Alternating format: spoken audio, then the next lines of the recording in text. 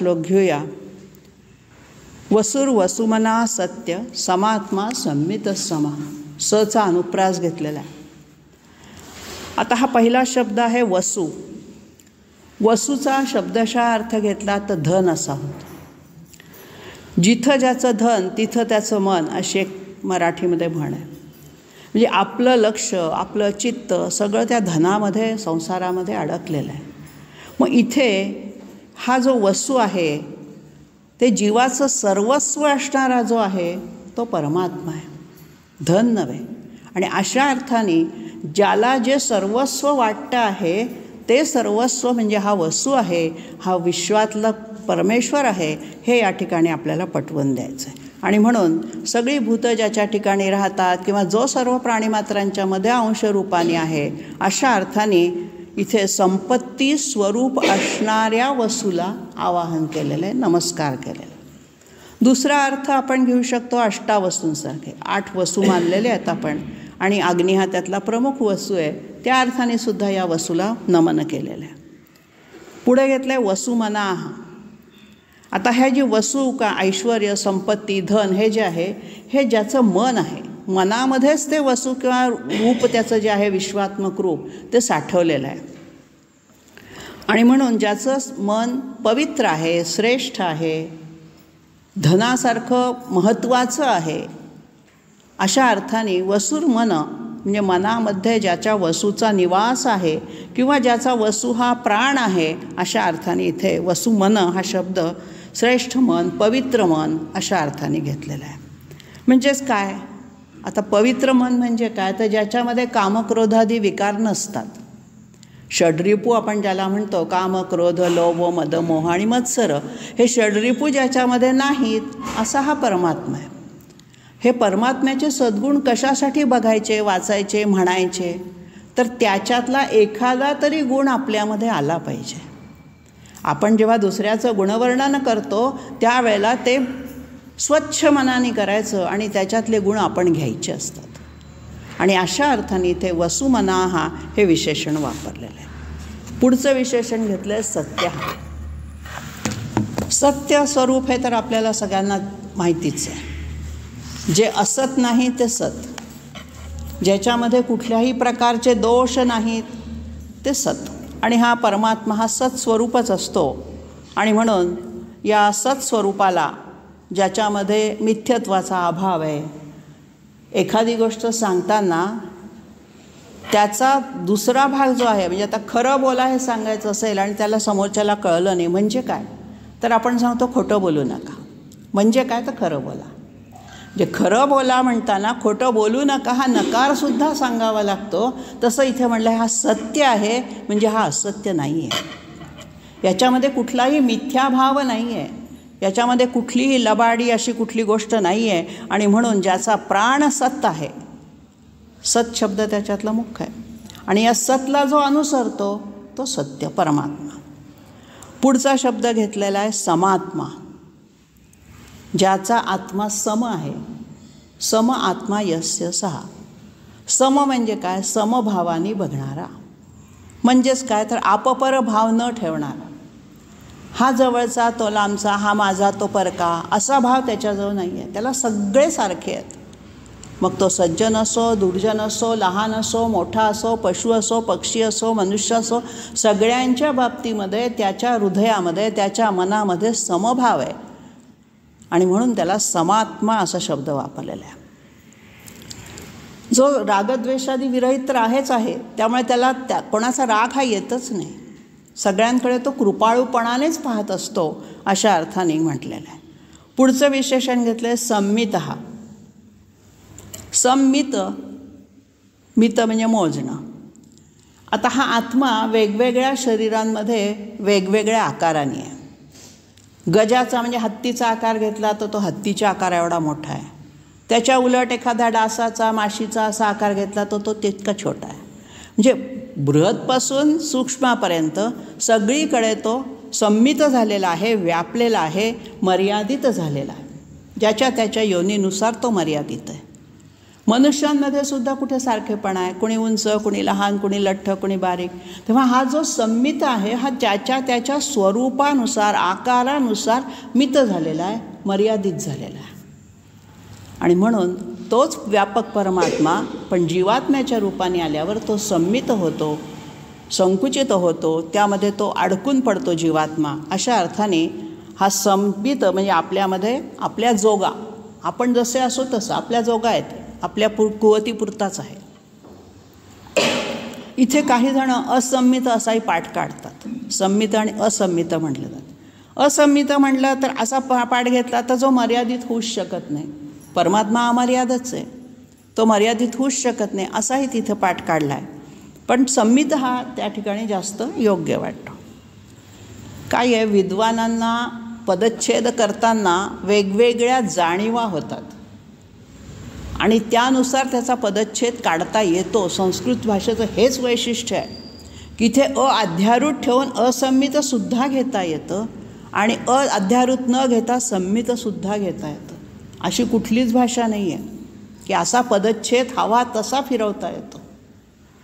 ती डोलणारी बावली असते ना, कशी गेला पुन्हा ती स्थिर राहते, तशी संस्कृत भाषा आहे. तो शब्द कसाही वाका परत तो नीट उभा आहे. अशा पद्धतीची ही सगळी संस्कृतमधली शब्दरचना आहे. तेव्हा सत्य, समात्मा, संमित. पुढचा शब्द घेतला सम. समात्मा झाला, संमित झाला, मग आता सम म्हणजे काय? परत समात्मा म्हणजे सम झाला ना, त्याचा आत्मभाव सम होता.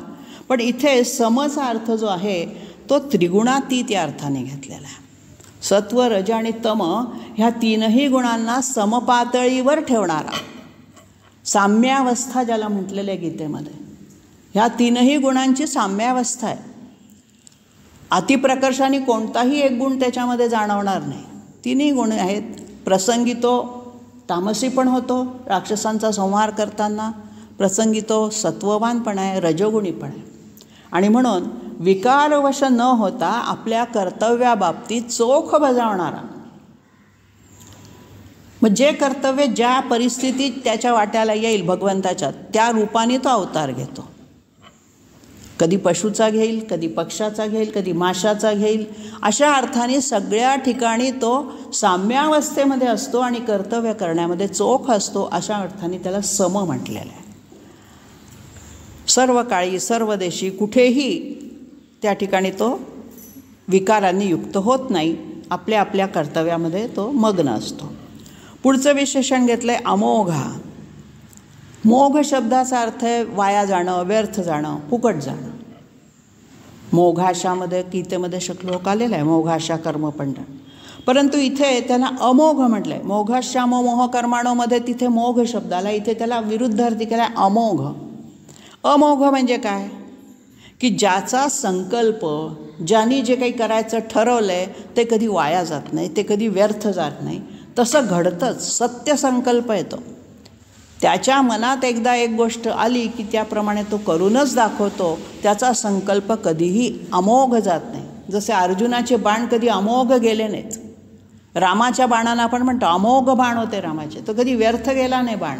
एकदा धनुष्यातून सुटला म्हणून त्याला आपण रामबाण म्हणतो. एखादी गोष्ट त्याच्यावर रामबाण औषध आहे म्हणजे काय, तर कधीच अमोघ जाणार नाही, ते वाया जाणारच नाही.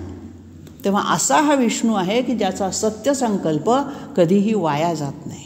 सर्व काळी, सर्व देशी, कुठेही असो, ज्याचं पूजन स्मरण केलं की तो सर्वदा लाभदायकच असतो आणि हा संकल्प पूर्ण करण्यासाठी आपल्याला मदत करतो, सफलतेकडे नेतो. अशा अर्थाने संकल्प फुकट जात नाही. गीतेतल्या 9व्या अध्यायातला 12वा श्लोक इथे आपल्याला आठवतो. राक्षसी मासुरीम चैव प्रकृती मोहिनी श्रिता मेघश्याम मोह कर्माणाश मोहश्याम.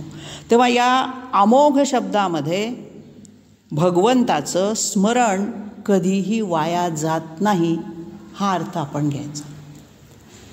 तुम्ही कुठल्याही परिस्थितीत, कुठल्याही ठिकाणी, कुठल्याही काळी त्याचं स्मरण केलं तर ते वाया जात नाही.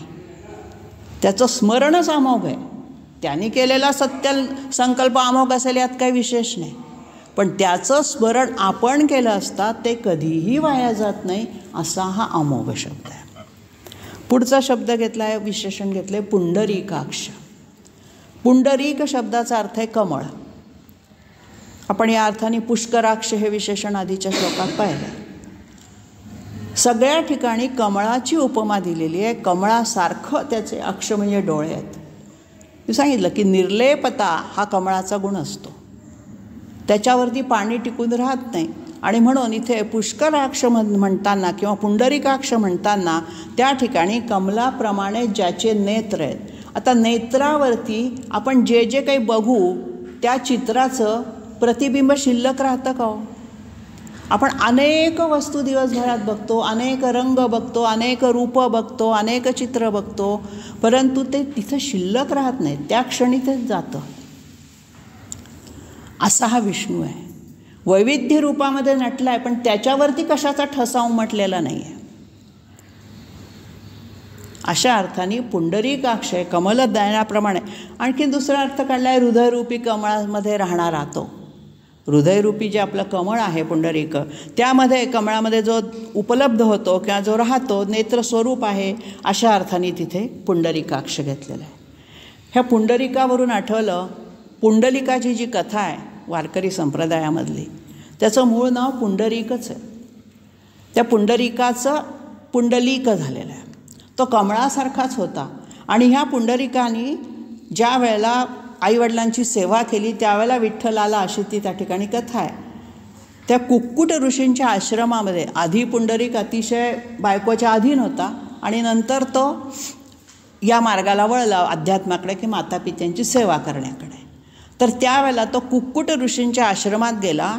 त्यावेळेला त्यांनी पाहिलं की कुक्कुट ऋषींच्या आश्रमामध्ये रोज सकाळी गंगा, यमुना आणि सरस्वती या तिघी नद्या स्त्रीरूपातून येऊन या ऋषींना आंघोळ घालतात. त्याला आश्चर्य वाटलं की एवढी काय यांची तपश्चर्या. मग त्यांनी विचारलं, तर त्यांनी सांगितलं की मी माझ्या मात्यापित्यांची सेवा करतो, त्याचं हे फळ.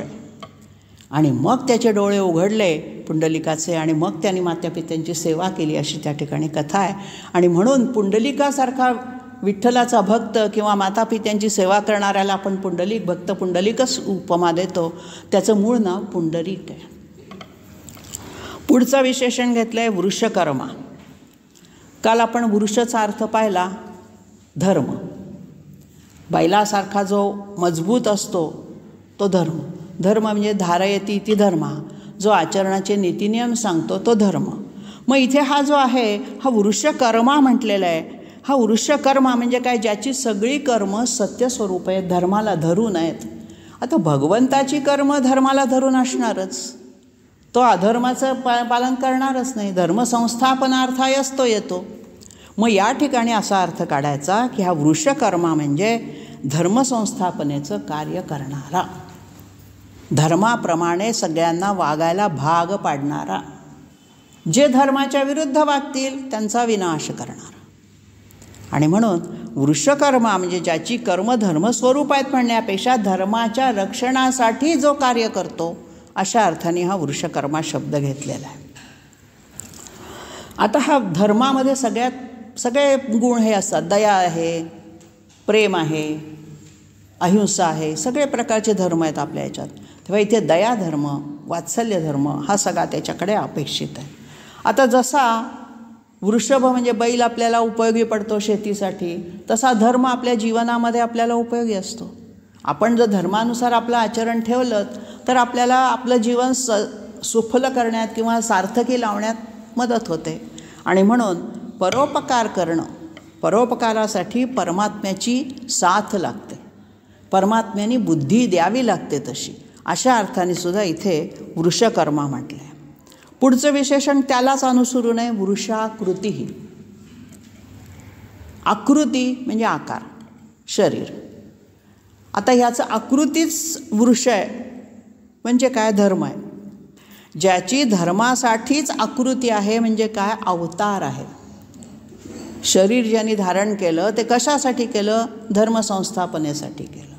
आणि म्हणून तो कर्म तर धर्मस्वरूप करतोच, धर्माच्या रक्षणाचं कर्म तो करतोच, परंतु त्यांनी जो आकार घेतलेला आहे, त्यांनी जे अवतार घेतलेले आहेत ते सगळे धर्माच्या रक्षणासाठीच आहेत.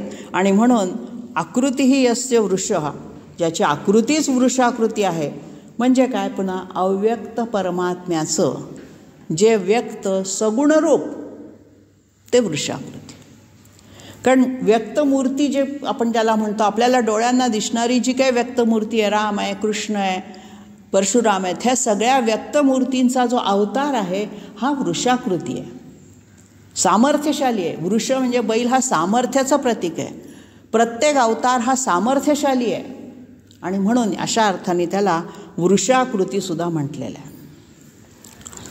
तेव्हा अव्यक्त परमात्मा ज्या वेळेला धर्माच्या रक्षणासाठी आकार धारण करतो, सगुण रूपात येतो, त्यावेळेला त्याला वापरलेली ही 2 विशेषणं आहेत, वृषकर्मा आणि वृषाकृती.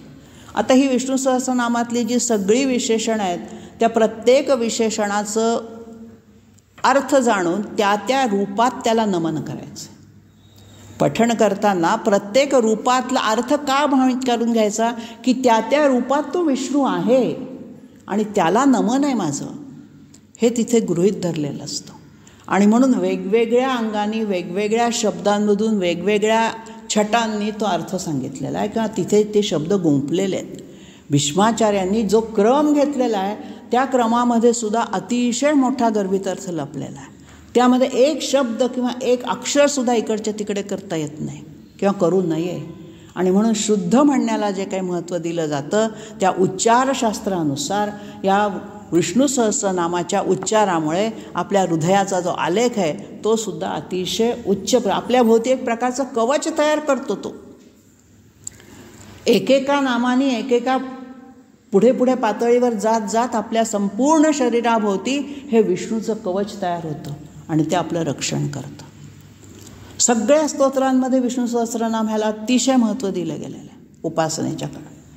बाकीची स्तोत्र कमी दर्जाची आहेत असं इथे नाही. ज्याला जे स्वरूप भावतं, देवीचं भावलं देवीचं ललिता सहस्रनाम घ्या, विष्णू भावला विष्णूचं घ्या, शंकर भावला रुद्राचा हे करा. सगळे देव शेवटी केशवम प्रतिगच्छती या अर्थाने इथे विष्णू म्हटलेलं आहे. इथे विष्णू म्हणजे नुसता कृष्ण नव्हे, इथे विष्णू म्हणजे नुसता राम नव्हे, हा विष्णू जो आहे हा परमात्मा विष्णू म्हटलेला आहे. आणि म्हणून ह्या परमात्म्याची ही सगळी विशेषणं आहेत आणि त्या विशेषणांमधून या परमात्म्याला नमन आहे, जो आपल्याला दिसत नाही, निर्गुण आहे, निराकार आहे.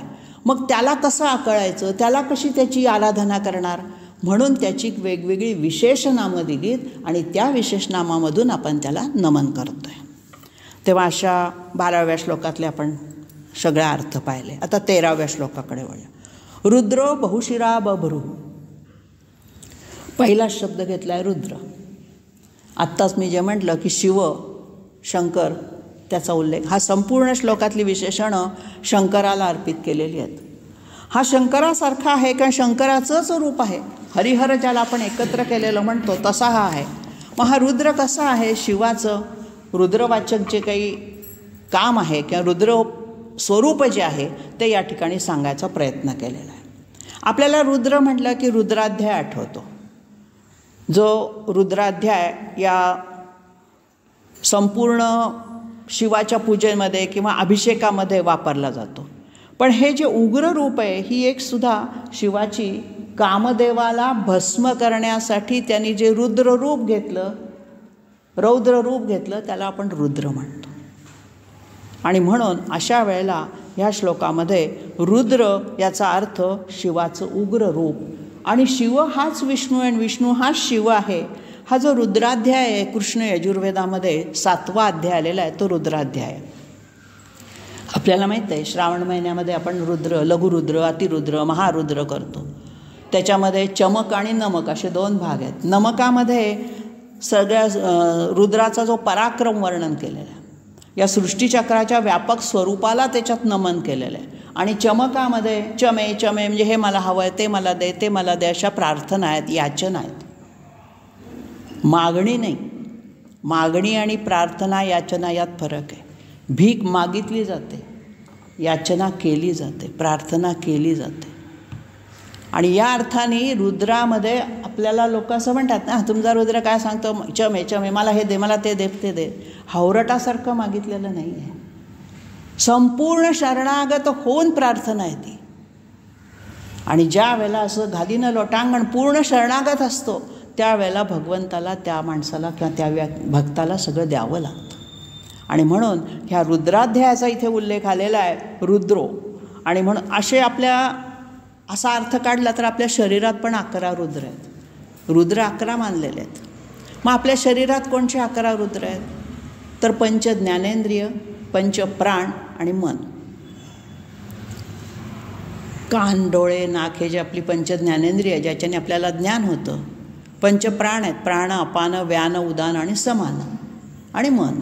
असे 11 रुद्र आपल्याही शरीरात आहेत आणि या 11 रुद्रांना आवाहन केलेलं आहे. कारण त्याच्यामुळे आपल्याला ज्ञान होतं आहे. ज्ञानेंद्रियांशिवाय आपल्याला ज्ञान ग्रहण करताच येणार नाही. कानाने ऐकल्याशिवाय आपल्याला कळणार नाही, डोळ्यांनी वाचल्याशिवाय समजत नाही. आणि म्हणून ह्या शरीराचे जे 11 रुद्र आहेत त्यांचासुद्धा इथे उल्लेख आत्मज्ञानाने सगळं जर केलं, आत्मज्ञान प्राप्तीसाठी जर सगळं केलं तर ते मिळतं. आणि म्हणून रुद्रो या शब्दामध्ये प्रलयकाळी जगाचा संहार करणारा असा जरी अर्थ असला शब्दशः, तरी कोणाचा संहार, कशाचा संहार? तर जे विनाशक वृत्तीचे आहेत त्यांचा संहार आहे. कामदेवाचा संहार केला आहे त्यांनी, शंकराने. तेव्हा अशा अर्थाने या आत्मज्ञानाने जर त्याला शमवलं शिवाला तर शिव शांत होतो, असाही अर्थ याच्यातून काढलेला आहे.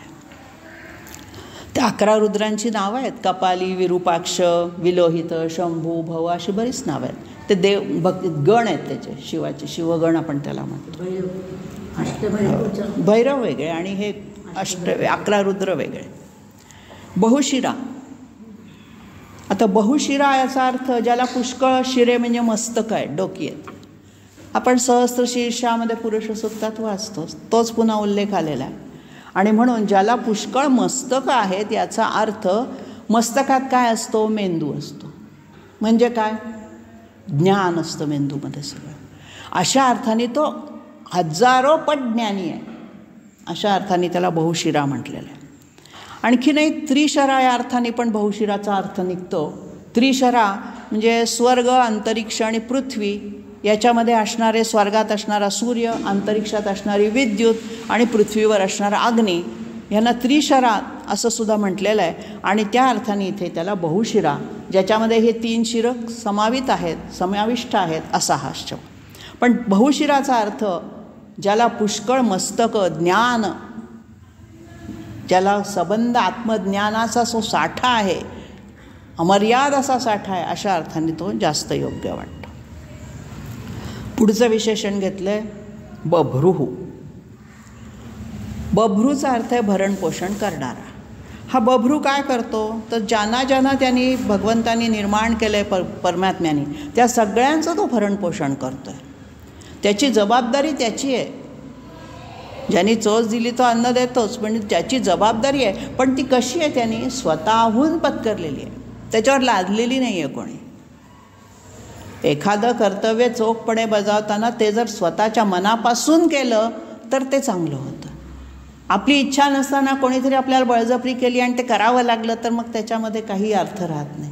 तसं हा जो बभ्रू आहे हा स्वतःहून सगळ्यांची जबाबदारी घेतो आहे, कारण त्यांनी सगळ्यांना निर्माण केलेलं आहे. आणि अशा अर्थाने तो लोकांचं भरणपोषण करणार आहे. पुढचं घेतलं आहे विश्वयोनी. याही अर्थाचं विशेषण आपलं येऊन गेलं आहे. ह्या संपूर्ण विश्वाचं जे उत्पत्ती स्थान आहे, मग तो विश्वयोनी पण आहे आणि विश्वरेता पण आहे. अर्धनारी नटेश्वराचं जे रूप आहे ना, मी म्हटलं या श्लोकातली सगळी विशेषणं शिवाला लागू पडणारी आहेत. अर्धनारी नटेश्वराच्या रूपामध्ये तो विश्वयोनी पण आहे आणि विश्वरेता पण आहे. तर अशा अर्थाने संपूर्ण जगाच्या निर्मितीसाठी त्याने स्वयंभू आहे. त्याला कुणाच्याही मदतीची गरज लागली नाही. सृजनासाठी स्त्रीबीज आणि पुबीज लागतं, तसं इथे लागलं नाही. दोन्हीही त्याच्यातच समाविष्ट आहेत. अशा अर्थाने त्याला विश्वयोनी पण म्हटलं आहे, विश्वरेता पण मागच्या श्लोकात आलेला. पुढचा शब्द घेतला आहे शुचिश्रवाः. शुची म्हणजे पवित्र. आता हा जो शुचिश्रव आहे, श्रव म्हणजे काय? श्रवचा अर्थ निघतो, श्रवा म्हणजे कीर्ती. ज्याची कीर्ती शुभ आहे, पवित्र आहे. आता कीर्ती पवित्र असण्यासाठी कृती किंवा कार्य पवित्र असावं लागतं. जर कीर्ती चांगली व्हावी अशी इच्छा असेल तर त्या व्यक्तीकडनं कार्य चांगलं घडलं तर त्याची कीर्ती चांगली होते. प्रसिद्धी 2 प्रकारची असते, सुप्रसिद्ध आणि कुप्रसिद्ध. इथे ह्याची जी प्रसिद्धी आहे, याची जी कीर्ती आहे ती शुची आहे, नुसतीच चांगली नाही आहे. शुचीचा अर्थ आहे पावित्र्य, शौच.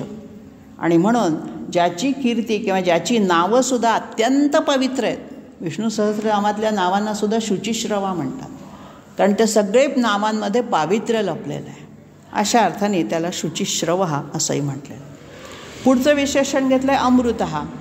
ते सोपं आहे, न मृतः अमृतः, जो कधी मृत्यू पावत नाही, ज्याला कधी अंत नाही, अशा अर्थाने तो अमृत आहे. विद्यया अमृतम अश्नुते असं एक ऋग्वेदातलं वाक्य आहे. विद्येने अमृत प्राप्त होतं. आता इथे अमृत म्हणजे काय? अमृत स्वर्गात आहे.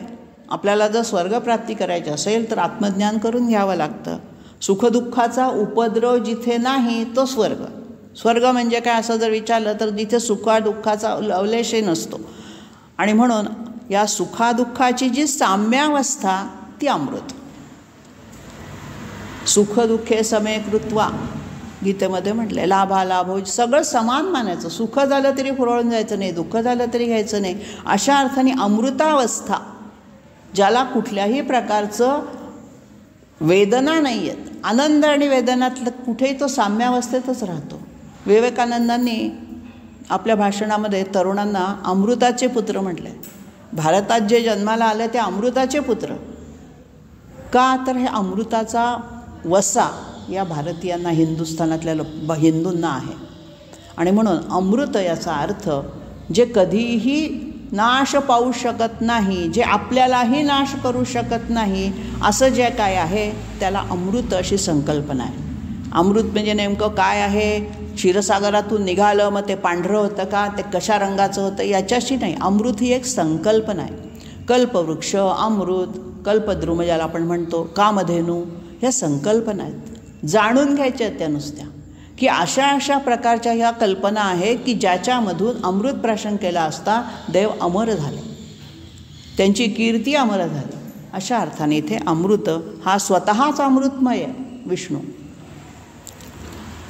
पुढे वरारोहा नाही, शाश्वत स्थाणू. शाश्वत म्हणजे कायम टिकणारा. स्थाणूचा अर्थ आपण पाहिला खांब. हा काय आहे? जगाचा खांब, आधारस्तंभ असणारा खांब आहे. खांबाचे आधार पूर्वी मंदिराला ह्याला देत असत, तसा हा विश्वाचा आधार आहे. आणि म्हणून कसा आहे? आणि तो शाश्वत म्हणजे तिन्ही काळामध्ये स्थिर असणारा. भूत, भविष्य आणि वर्तमान तीनही काळामध्ये तो स्थिर आहे. आज होता उद्या नाही असं नसणार आहे. आणि म्हणून आपल्या स्थिर स्वरूपामध्ये जो लोकांना आधार देतो, संपूर्ण विश्वाला आधार देतो, तो डगमगत नाही, तो हलत नाही, तो कधी डळमळणार नाही, पडणार नाही. अशा अर्थाने त्याला शाश्वत स्थाणू असं शब्द वापरलेला आहे. पुढचं विशेषण घेतलं आहे वरारोह. आरोह म्हणजे वरवर जाणं, चढणे. आरोह आणि अवरोह संगीतामध्ये असतात. आरोहामध्ये सूर असे वरवर देतो आपण आणि अवरोहामध्ये खाली खाली खाली येतो, उच्च सप्तमंद्र सप्तकात येतो. तर असा हा आरोह आणि अवरोहातला आरोह आहे हा. त्याच्या उपासनेने आपलीसुद्धा ऊर्ध्वगती होते. आपणही वरवर वरवर प्रगतीकडे, उन्नतीच्या मार्गाकडे जायला लागतो. आणि म्हणून हा कसा आहे? वर आरोह. वर म्हणजे श्रेष्ठ. आरोह ज्याचा श्रेष्ठ आहे असा तो वरारोह. म्हणजे काय? तर ज्याची प्राप्ती करून घेतल्यानंतर पुन्हा खाली यावं लागत नाही. एकदा आरोह होऊन वर वर वर वर गेलो, त्याची प्राप्ती झाली की आपल्याला पुन्हा खालची गती, अधोगती नाही आहे, ऊर्ध्वगती देणारा असा हा श्रेष्ठ असा वरारोह आहे. म्हणजे ज्याची उन्नती, ऊर्ध्वगती हे सगळं श्रेष्ठ आहे, अशा अर्थाने वरारोह म्हटलं आहे. आणखीन एक संस्कृतमध्ये अर्थ आरोह म्हणजे मांड्या असं होतं. आपल्या अवयवांमधल्या ज्या मांड्या आहेत, ह्या मांड्या सशक्त ज्याच्या असतात तो पराक्रम गाजवू शकतो. भीमाच्या बाबतीत हे उदाहरण आपण पाहिलं गदायुद्धामध्ये. तर ह्या ठिकाणी आरोहाचा अर्थ जर मांड्या असा काढला आहे काही विद्वानांनी, तर त्या ठिकाणी ज्याचा अंकभाग म्हणजे मांड्या अतिशय वरच्या उच्च दर्जाच्या श्रेष्ठ आहेत, ज्याच्यावरती कुठल्याही प्रहाराने आघात होत नाहीत. अशा अर्थाने तो श्रेष्ठ आहे, ऊर्ध्वगतीचा आहे. हा अर्थ जरा जास्त चांगला वाटला. शेवटचं विशेषण घेतलं आहे महातपाः. महान तप, तप्यते इति तपः, ज्याच्यामध्ये शरीराला ताप दिला जातो ते तप, कष्ट दिले जातात थोडेसे ते. तर आता याच्यामध्ये काय आहे, महान तपाने जो प्राप्त होतो असा तो महातप. तप कसं करावं लागतं तर महान करावं लागतं, थोडं थोडकं करून चालत नाही. पूर्वी 12-12 वर्ष तपश्चर्या करणारे लोक होते आणि अशा ह्या तपश्चर्येनंतर कित्येक वर्ष, 12च काय आणखीन हजारो वर्ष तपश्चर्या केल्याशिवाय जो प्राप्त होत नाही. आणि म्हणून ही तपश्चर्या त्याला मिळवण्यासाठी करण्याची तपश्चर्या ही एका जन्माची साधना नाही. त्याच्यासाठी अनेक जन्म घ्यावे लागतात. त्या जन्मात ती प्रगती, ऊर्ध्वगती आपली साधायची, आरोह करत राहायचं आहे. हळूहळू त्या सोपानावर म्हणजे जिन्यावर आपण एक एक पायरी वर जातो आणि मग त्याच्यापर्यंत पोचू शकतो. अशा अर्थाने हा जो महातपाः आहे, हा महातप आत्मशुद्धीसाठी जे केले जाणारे जे कर्म असतं ते 3 प्रकारचं असतं, कायिक, वाचिक आणि मानसिक. फक्त डोळे मिटून ध्यान लावून बसणं म्हणजेच तप असतं किंवा उपास करणं म्हणजेच तप असतं असं नाही. तप 3 प्रकारचं आहे. कायिक म्हणजे शरीराने करायचं, वाचिक म्हणजे वाचेनी त्याची स्तुती करणं, स्तोत्र म्हणणं, आणि मानसिक. तेव्हा मानसिक तपामध्ये सुद्धा ध्यानधारणा येते, मनाने त्याचं स्मरण ठेवणं येतं. तर अशा या आत्मशुद्धीसाठी जसं सोनं असतं ना, सोनं अग्नीत टाकलं की त्याचा, ज्याला आपण निखळ शुद्ध होतं ते, तसं या तपश्चर्येने आपलं चित्त, शरीर नव्हे चित्त शुद्ध होतं. मग ह्या सगळ्या साधना उपासना कशासाठी करायच्या आहेत? तप ज्याला म्हणायचं ते तपाचरण म्हणतो त्याला. केवळ जंगलात जाऊनच तपाचरण करता येतं असं नाही, संसारात राहून सुद्धा आपलं चित्त शुद्ध राहण्यासाठी जे जे काही आवश्यक आहे, मग ते कायिक असेल, वाचिक असेल, मानसिक असेल, सगळ्या प्रकारचं योगी लोक त्या तपश्चर्येमध्ये आपल्या भट्टीमध्ये जसं सोनं टाकतात तसं आपलं ते सगळं चित्त त्याच्यात टाकतात आणि मग त्यांची चित्तशुद्धी होते. आणि चित्तशुद्धी झाल्यानंतर परमात्म्याचं दर्शन घडतं. समाधी अवस्था त्यांना जमायला लागते आणि मग त्यांना दर्शन घडतं. आता आपण तर साधे लोक आहोत, आपल्याला काही समाधी अवस्था गाठणं शक्य नाही. म्हणून जितकं जास्तीत जास्त प्रयत्न करता येईल तितकं आपलं जे आचरण आहे ते शुद्ध ठेवण्याचा प्रयत्न करायचा आहे. आणि म्हणून महातप करायचं आहे. महान तप केल्याशिवाय हे जे सगळं भगवंताचं ज्ञान आहे, त्याचा जो प्रताप आहे, त्याचं जे ऐश्वर आहे, त्याचं जे सामर्थ्य आहे, ते आपल्या बुद्धीच्या कक्षेत येणार नाही. अशा अर्थाने इथे महातपाः हे विशेषण वापरलेलं आहे. या संपूर्ण ह्याच्यामध्ये भक्ती, स्तुती, श्रद्धा या सगळ्या गोष्टी सांगितल्या. श्रद्धा ही मानसिक तपात येते, भक्ती ही कायिक तपामध्ये येते आणि स्तुती ही वाचिक आहे. तर या सगळ्या मार्गाने परमेश्वराकडे जायचं आहे हे आधी आपल्या मनाला पटवायचं आहे. आपल्याला काय करायचं आहे, विष्णू सहस्रनाम नुसतं वाचून ठेवून द्यायचं नाही, तर या सगळ्या मार्गाने या विष्णूला आपल्याला आकळून घ्यायचं आहे, समजून घ्यायचं आहे, त्याला त्याच्याजवळ जाण्याचा प्रयत्न करायचा आहे. आणि म्हणून ही इतकी विशेषणं त्याला लावलेली आहेत की त्या प्रत्येक विशेषणातून त्याचं वेगवेगळं रूप, जसे आरशामध्ये एकाच व्यक्तीचे अनेक प्रतिबिंब असे दोन्ही बाजूनं जर आरसे लावले तर आपण मध्ये उभं तर आपली इकडे पण प्रतिबिंब दिसतात, इकडे पण दिसतात. आपण असतो एकच पण प्रतिबिंब केवढी दिसतात.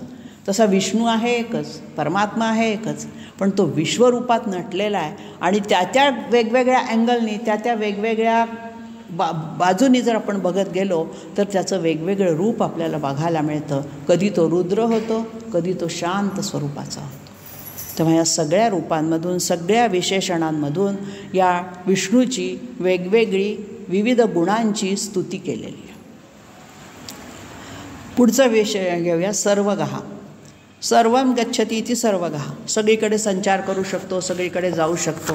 आता त्याला काही जाण्यासाठी काही वाहन लागतं असं नाही, त्याची मनात इच्छा झाली की तो सगळीकडे जाऊ शकतो.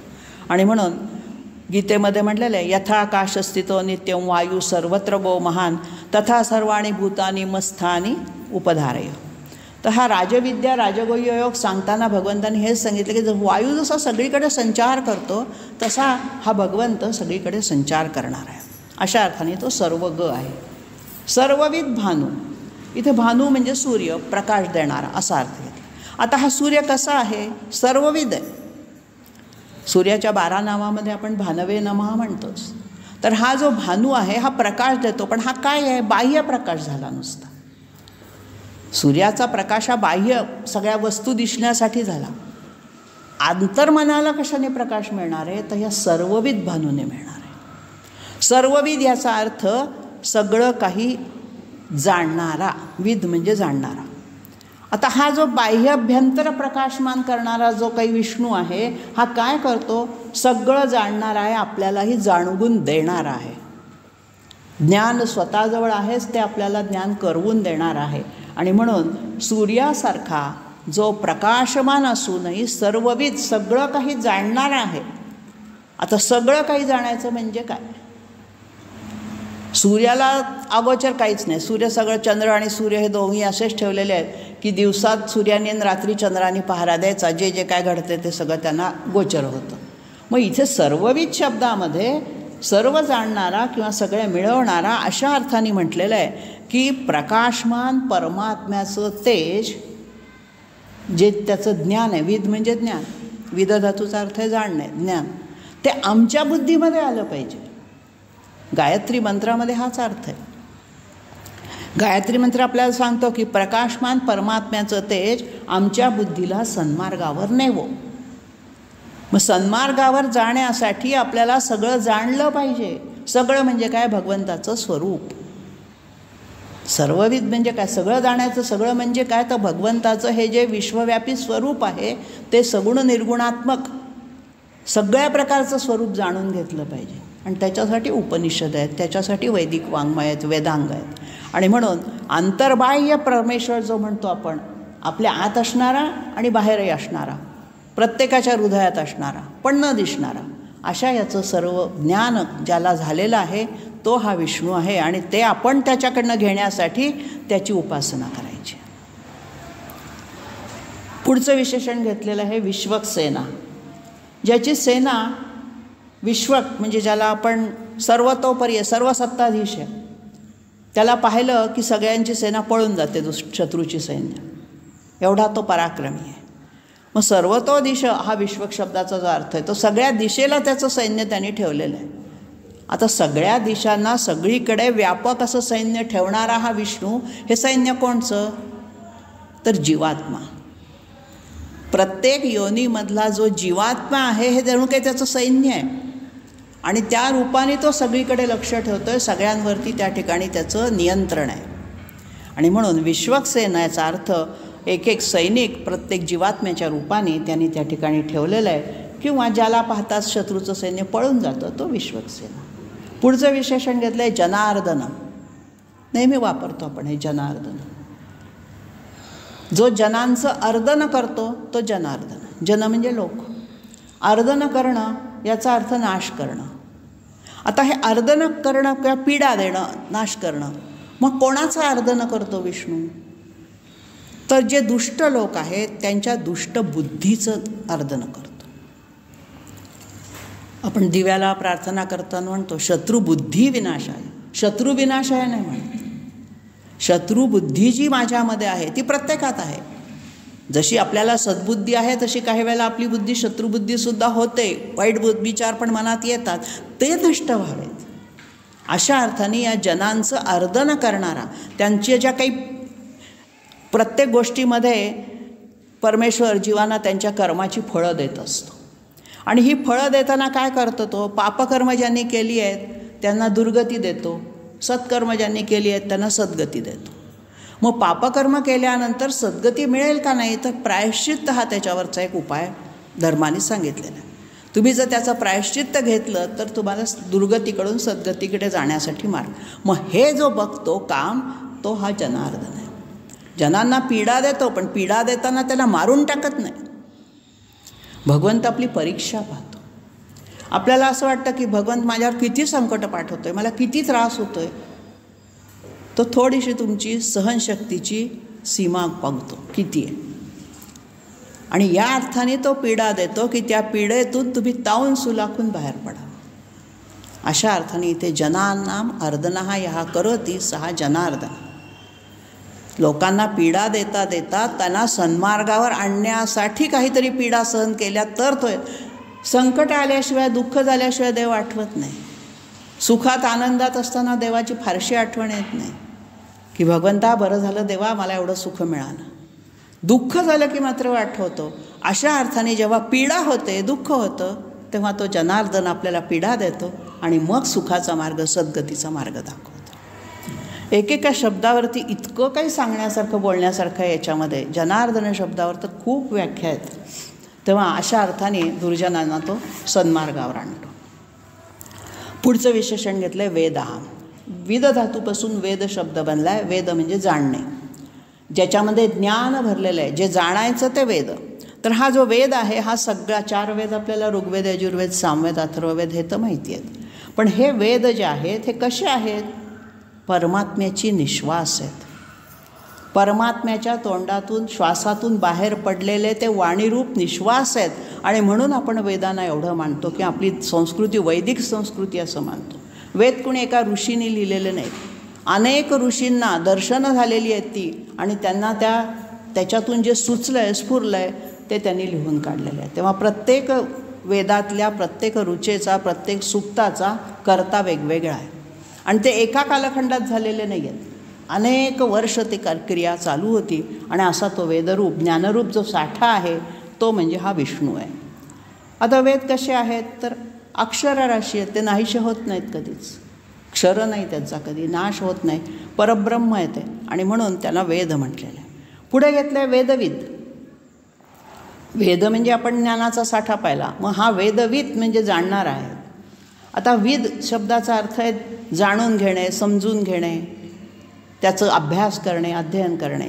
मग हा जो वेदविद आहे, हा वेदविद काय करतो? वेदान वेत्ती म्हणजे ब्रह्मचारी, गृहस्थ, वानप्रस्थ, संन्यासाश्रम या 4 आश्रमांची व्यवस्था आपल्याकडे जी केलेली आहे, त्याच्यामध्ये ह्या वेदानुसार आपण अध्ययन करायचं आहे. ब्रह्मचर्य आश्रमामध्ये ज्ञानग्रहण करायचं, गृहस्थाश्रमामध्ये यज्ञयाजन करून दानधर्म करायचं आहे, वानप्रस्थाश्रमामध्ये सगळ्याचा मोह टाकून देऊन, आसक्ती टाकून देऊन भगवंताच्या चरणी लीन व्हायचं, आणि संन्यासाश्रमामध्ये तर पूर्णपणे सगळ्याच गोष्टींचा त्याग केल्यानंतर भ्रमण करायचं.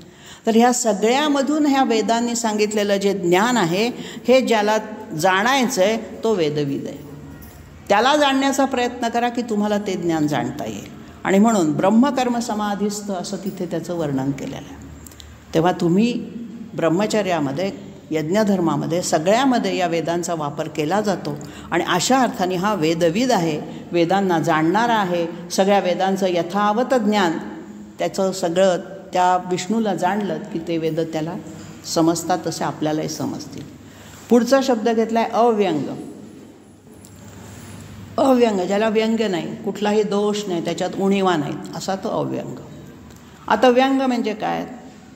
अपुरेपणा. ज्याला एखाद्या गोष्टीची कमतरता आहे, अपुरेपणा आहे, त्याला आपण व्यंग म्हणतो.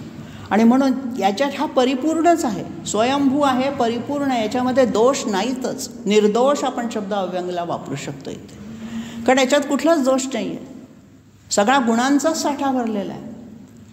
आणि म्हणून अव्यंग आहे, त्याच्यामध्ये कुठल्याही प्रकारचा दोष काढता येणार नाही, सर्वांग परिपूर्ण, न्यून दोष असणारा असा अर्थ काढला आहे. पुढचा शब्द घेतला आहे वेदांग. हा वेद हे ज्याचे अंगभूत आहेत. आधी वेद म्हटलं, मग वेदविद म्हटलं, मग वेदांग म्हटलेले. अंग म्हणजे अवयव, ज्याचे अवयवच वेद आहेत. सगळ्या वेदांचं जे ज्ञान आहे, परमात्म्याचं जे ज्ञान आहे, त्या वेदांच्या अंगामध्ये आहे. आता एक रोजच्या याच्यातलं उदाहरण घेऊया. वृक्ष. वृक्ष म्हणजे काय? मुळं, पानं, फुलं, खोड, फळं सगळं मिळून त्याला आपण वृक्ष म्हणतो. नुसत्या मुळांना नाही, नुसत्या पानांना नाही, नुसत्या फळाला नाही, तर वृक्ष म्हटल्यानंतर ही जी सगळी बीजापासून, मुळापासून ते फळापर्यंतचा जो पसारा आहे, हा जो सगळा पसारा असतो, ह्या पसाऱ्याला सगळा जो मुख्य शाखा जी आहे ती ही अंग झाली. वृक्षाची ही अंग आहे, आणि ह्या सगळ्या अंगाला मिळून वृक्ष म्हणायचं. तसा हा परमात्मा जो आहे, हा मोठा वृक्षासारखा पसरलेला आहे विश्वामध्ये, आणि त्याचं जे अंग आहे, प्रत्येक अंग ते जाणण्याजोगं आहे, वेदांग आहे. वेद म्हणजे जाणण्यास योग्य. तर अशा अर्थाने सर्वांग वेदाचे अंग जे आहेत तो परमात्मा जो आहे तो वृक्षासारखा सगळीकडे विस्तार पावलेला आहे. त्याचा प्रत्येक अवयव प्रत्येक अंग आपण जाणून घेतलं पाहिजे. आणखीन एक अर्थ काढला आहे, वेद ज्याच्या अंगभूत आहेत, वेद ज्याच्या स्वाधीन आहेत, असाही काढता येत. पुढे घेतले वेदवित. आता बघा, वरती आलं होतं वेदविद आणि इथे आलं वेदवित. एका ह्याचा फरक आहे. वेदविद, विद धातूचा अर्थ होता जाणणे, आणि इथे वित झाले वेदवित केलं आहे, तिथे विंद धातू काढायचा. विंद म्हणजे मिळवणे. मग ज्यांनी वेदासंबंधी सगळं ज्ञान मिळवलेलं आहे तो वेदवित आहे. आता हे वेदवित जे म्हटलेलं आहे, मत्स्यावतारामध्ये विष्णूने 4 वेदांचं रक्षण केलं आहे आणि म्हणून त्याला वेदवित, वेद मिळवले त्याने. कुणाकडून? कोणी पळवले होते वेद? शंखासुराने पळवले. शंखासुराने 4 वेद घेऊन तो कुठेतरी लपवून पाताळात कुठेतरी गेलेला होता आणि मग सगळ्यांनी सांगितलं विष्णूला की वेद गेले, आपले 4 वेद त्यांनी पळवले. त्यावेळेला त्यांनी मत्स्यावतारामध्ये संपूर्ण त्या ह्याचा पराभव केला शंखासुराचा आणि त्या मत्स्यावतारामध्ये 4 वेद एका होडीमध्ये आणून ठेवले, सप्तर्षी आणून ठेवले आणि त्याचं रक्षण केलं, अशी कथा आहे पुराणात. तर अशा अर्थाने ज्यांनी वेद मिळवले, वेदवित. वेदविद म्हणजे वेद जाणणारा आणि वेदवित म्हणजे वेद मिळवणारा. त्यांनी ते केलं सगळं काम. राक्षस तर वेद पळवायला बसलेलेच होते सगळे, आणि म्हणून चोरून नेलेले वेद ज्यांनी परत मिळवले तो वेदवित.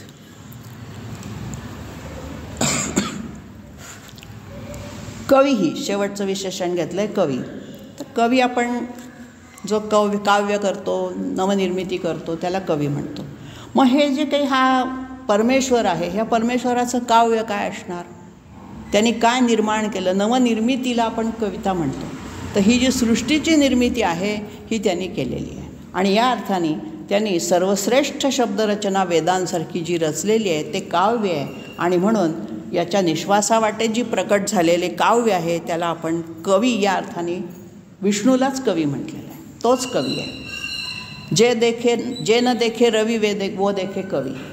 जे रवीला, सूर्यालाही जे दिसत नाही ते कवीला दिसतं. म्हणजे काय? कवी कल्पनेमध्ये काहीही रंगवू शकतो. जे कुणी आपण पाहिलं नाही अशा गोष्टींची सुद्धा तो कल्पना आपल्या शब्दाद्वारे निर्माण करू शकतो. मग हे त्यांनी तसंच केलेलं आहे. सृष्टीची निर्मिती करताना अद्भुत काव्य निर्माण केलेलं आहे. किती वेगवेगळं आहे, किती आश्चर्यकारक आहे, किती अद्भुत आहे.